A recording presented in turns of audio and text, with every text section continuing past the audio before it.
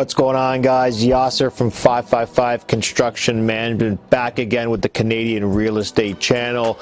Riding solo today. This time we're in Burlington, showing you the first ever approved garden suite, or what we like to call an accessory dwelling unit. We're going to talk about planning, the do's, the don'ts, the hows, budget. Let's check it out.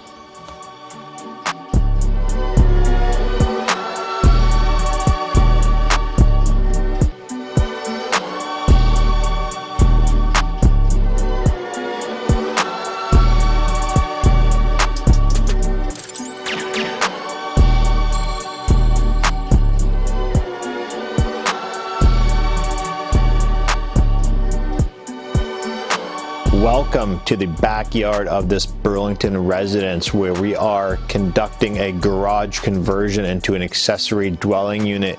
They actually call it an accessory residential unit in Burlington. It's an ARU, and this happens to be the first one that has ever been approved. It was quite the planning journey with our planning partners from Deck Inc. We'll talk about that more in a few minutes, but because we're standing in the rear, it's a little bit cold. We want to get inside that unit. I want to quickly show you guys how we operate with services. We've talked about this in other videos. Services for the accessory dwelling unit, meaning the garden suite, must come from the principal dwelling, whether it's through it via the basement or around the building to the front. But as you guys can see here, it's a really nice concrete driveway, so we do not want to impact that for the occupants of the principal dwelling. So for this approach, we've taken a trench from the garden suite into the home, and that trench houses our sewer, our water line, and our electric supply. Okay, so that's our power source. So this unit will be completely self-contained. It's fully electrical, actually, no gas. It'll have an independent meter in there for the future occupant to use and pay for their own utilities. But at least you can see here, the trench impact is very minimal, because after we're done and fully backfill and graded here, a little bit of sod, a little bit of grass seeding, and it's like we were never here. So now we're just back inside the unit. So let's go in there where it's a little bit warmer. We'll talk about the planning, the specs of the unit, and what the future finishes are going to look like, as well as what everybody wants to know: what does this cost? So we're standing in the former garage now. This used to be a single car parking garage. Now it's almost a residential unit. We're close, but not there yet. Our services have been trenched in and roughed in. So we've had our plumbers here, our electricians here, and our HVAC team here. We're fully insulated, and you can take a look around. And now we are at the drywall and mud phase, okay? So pretty soon we'll be able to get our floor assembly down, get our 2 doors in, our windows in, and be completely weather tight. Then we start working on our finishes. So that's our vinyl planks, our doors, our trim. Our kitchen is going right here, and our bathroom is going in that corner. And then right over my left shoulder, we have a full laundry unit, which will house our services as well. So everything that you can fit in this tiny 300 square foot unit, we got it in there. Okay, so this will be a bachelor suite. And then as for the future occupants, they will still have the luxury of using an ensuite laundry and the dishwasher. Okay, we talked about this trifecta in other videos on the Canadian Real Estate Channel. We always go for the magical 3 for the trifecta: the ensuite laundry, the dishwasher, and the parking. And even if it's not driveway parking, we want to hope that there's some sort of street parking and not restricted. We have those in this setting. So once again, our dishwasher will be in this nice small L-shaped kitchen, and then our laundry in the utility room behind me.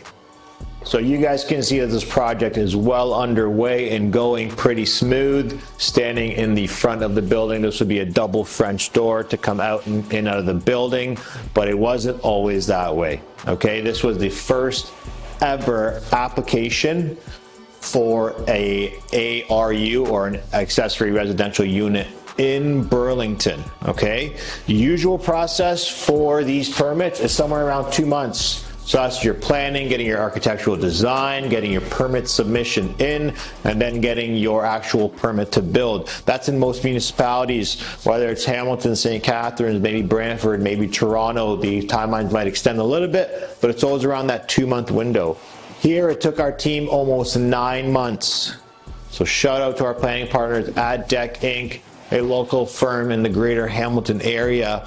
As it was the first, it went through much more strenuous requirements. More eyes were on it. We had the mayor involved. We had the chief building officials involved to get this fully signed off and approved. Now we're well on our way to make this the first ever unit that's detached, to get its occupancy permit, and then we can get our future occupants in this dwelling. As you follow us on our journey with adding more residential units on any residential lot in basically Ontario with the Canadian Real Estate Channel, you guys know that we emphasize planning. What does planning mean? Beyond getting the zoning down, getting the bylaw down, making sure that we're going to be building code compliant, creating budgets and doing assessments for clients and their future use and value.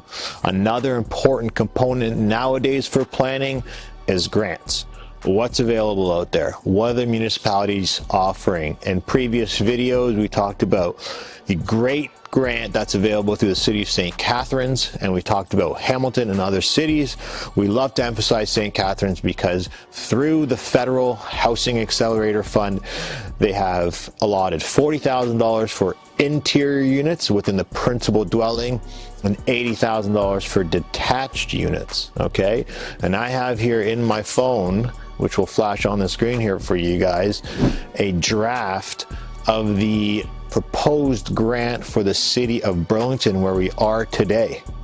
And I will leave you on a little bit of a cliffhanger just because it's a draft and it's not final and official yet. But if the city council approves it, which we think they will, it is better than the city of St. Catharines. So if the baseline is $40,000 for the interior, that number is going to jump up. And if the baseline is $80,000 for the exterior, that number is going to jump up. Now, why is that so crazy? Like, these numbers are huge, right? Let's talk about construction costs. And we've talked about this in previous videos. We'll do a general blanket statement for these type of projects. Garage conversions, as you see behind me, taking an existing shell that already exists and converting it, usually starts somewhere around $100,000, depending on if it's a 300 square foot garage or maybe it's a 600 square foot garage. That number is going to change a little bit. Then when you jump into net new, brand new construction, meaning there's nothing existing here, just grass, and we're building up, then you start around the $200,000 mark. What can move that needle, once again, is the avenue or the type of build.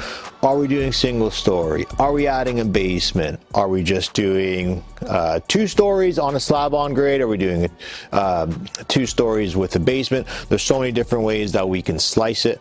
Obviously, the budget, the bylaw, the zoning, all of those factors will dictate our end result, okay? So for a project like this, where you're in the low 100s of thousands of dollars, this one I think was somewhere around $120,000 plus tax. What are some ways that we can subsidize that? Well, hopefully the city of Burlington comes out with a special grant for that to be applied to, because if we can get those type of grants back into the formula, then our rate of return is just going to shoot up, right? These units, because they're bachelor suites, can probably go for somewhere around $1,700. So my basic grade 2 maths tells me that we'll maybe be somewhere around $19,000, $20,000 a year. Well, if it only costs us, $100,000, $120,000, $130,000 even, let's say, it takes us 5-6 years to pay that off. But if there's a grant to subsidize that, now we're paying it off in 1 to 2 years. Okay, so the value or the return on investment from a rental income standpoint just becomes that much more impactful. And then the future appraised value, because now we have another unit on the lot that essentially the city is granting us funds to partake in that project and bringing those costs down, then it just makes that much more sense on our performance and back to our planning for the end value. You're thinking about doing one of these units and you have no idea where to start? Well, that's where we can jump in, okay? On day 1, when we connect with our team, you will start the planning phase. What does the planning phase mean?